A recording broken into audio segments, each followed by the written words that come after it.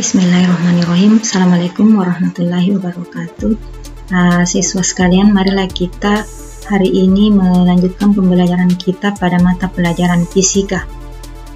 Sekarang kita sudah sampai pada pembahasan bab 2 ya, potensi dasar 3646. Bab 2 yaitu listrik statik. Jadi sekarang pembahasan kita mengenai listrik ya. Kata listrik ini saya kira sudah tidak asing lagi buat kalian.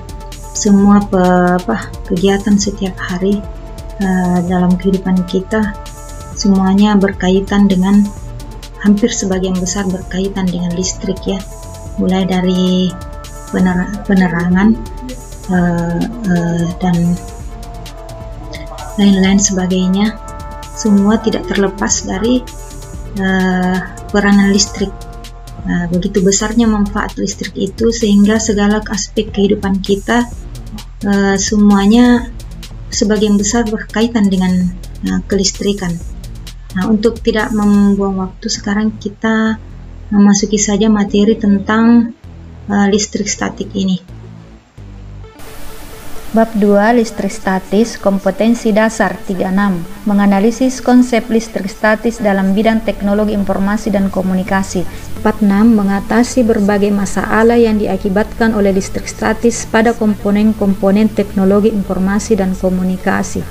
Indikator maksudnya di sini siswa sekalian adalah hal-hal yang penting yang akan kalian pelajari pada bagian ini, yaitu mengidentifikasi fenomena kelistrikan dalam pemanfaatnya di kehidupan sehari-hari dengan menggunakan alat dan bahan sederhana. Kemudian menganalisis fenomena kelistrikan atau besaran-besaran pada listrik statik, yaitu muatan listrik, gaya listrik, kuat medan listrik, energi potensial listrik, dan potensial listrik. Pernahkah kalian melihat peristiwa-peristiwa sebagai berikut? Misalnya terjadinya petir atau kilat di langit.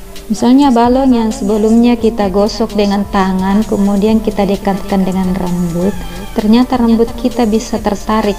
Kemudian mistar yang sebelumnya digosok di rambut juga dapat menarik sobekan kertas kecil, sisir, demikian. Mengapakah fenomena-fenomena itu dapat terjadi siswa sekalian? Apakah yang dimaksud dengan listrik statik? Coba disimak baik-baik ya siswa sekalian. Listrik berasal dari kata elektron atau peristiwa perpindahannya elektron dari satu titik ke titik yang lain. Listrik ada dua jenis, yaitu listrik statis dan listrik dinamis.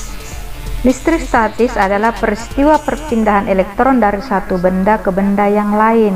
Listrik dinamis adalah peristiwa mengalirnya elektron dalam suatu penghantar. Salah satu cara untuk membuat elektron dapat berpindah adalah dengan cara menggosok dua buah benda, sehingga terjadilah interaksi saling menerima atau melepaskan elektron dari kedua benda tersebut.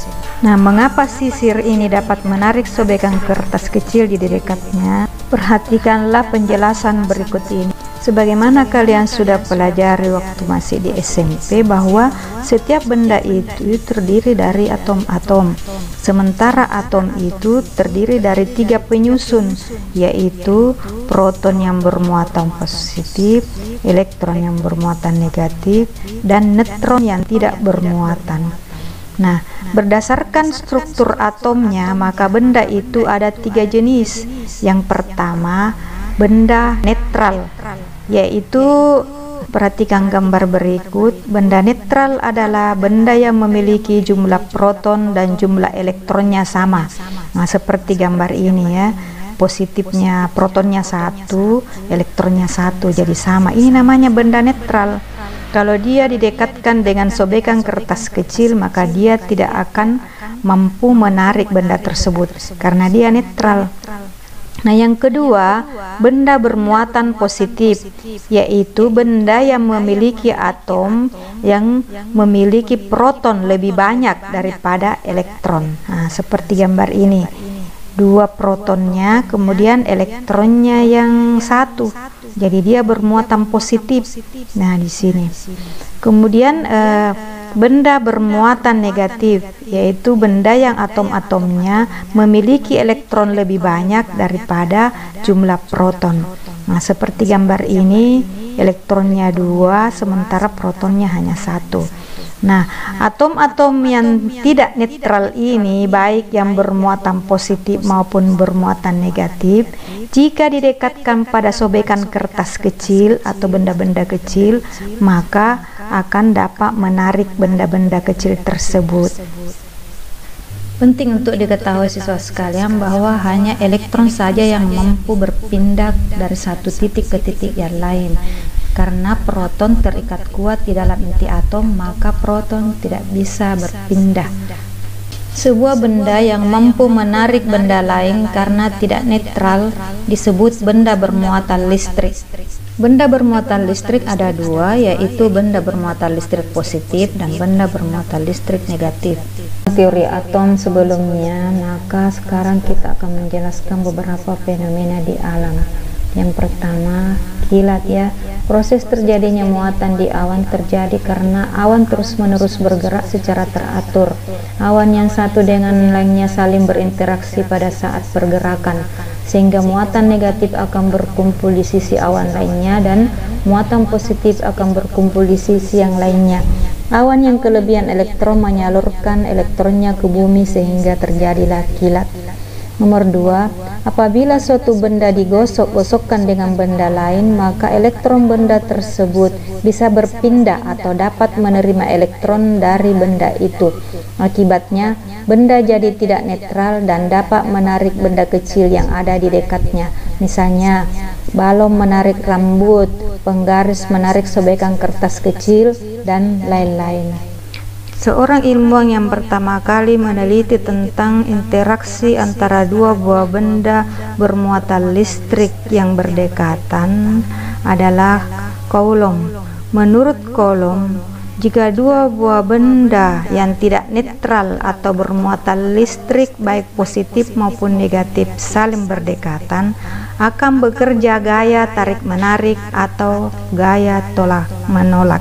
Gaya tarik-menarik akan terjadi jika dua benda itu berlainan jenis muatannya, misalnya positif dengan negatif ya. Begitu sebaliknya, jika sejenis, misalnya positif berdekatan dengan benda bermuatan positif atau benda bermuatan negatif berdekatan dengan benda bermuatan negatif, maka akan tolak-menolak. Perhatikanlah gambar berikut ini. Yang pertama ini dua buah benda yang bermuatan sejenis positif dengan positif, maka gayanya akan tolak-menolak. Sedangkan gambar yang kedua, muatannya tidak sejenis, yang positif dengan negatif, sehingga mereka tarik-menarik. Gaya ini disebut dengan gaya Coulomb. Besarnya sebanding dengan besar masing-masing muatan kedua benda dan berbanding terbalik dengan kuadrat jarak antara kedua benda tersebut. Dapat dituliskan dengan bentuk rumus sebagai berikut. F sama dengan K Q1 Q2 per R kuadrat.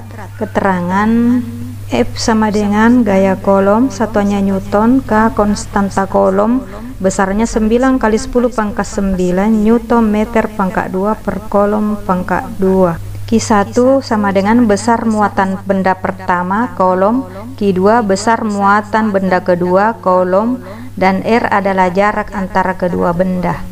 Besaran-besaran pada listrik statik adalah yang pertama gaya Coulomb yang sudah kita bahas sebelumnya, yaitu persamaannya F sama dengan K Q1 Q2 per R pangkat 2 ya. Nomor 2, kuat medan listrik disimbol dengan huruf E. Yang ketiga, energi potensial listrik yang disimbol dengan EP. Yang keempat adalah potensial listrik yang disimbol dengan huruf P. Dapat dirumuskan sebagai berikut. Saya kira sampai sekian pertemuan kita. Sebagai tugas, jawablah pertanyaan berikut ini berdasarkan materi yang sudah kalian amati. Cukup sekian pembahasan kita hari ini. Silakan mengerjakan tugas tepat waktu, kemudian difoto, diupload di Classroom ya, disertai foto diri dengan berpakaian seragam sekolah. Sekian, assalamualaikum warahmatullahi wabarakatuh.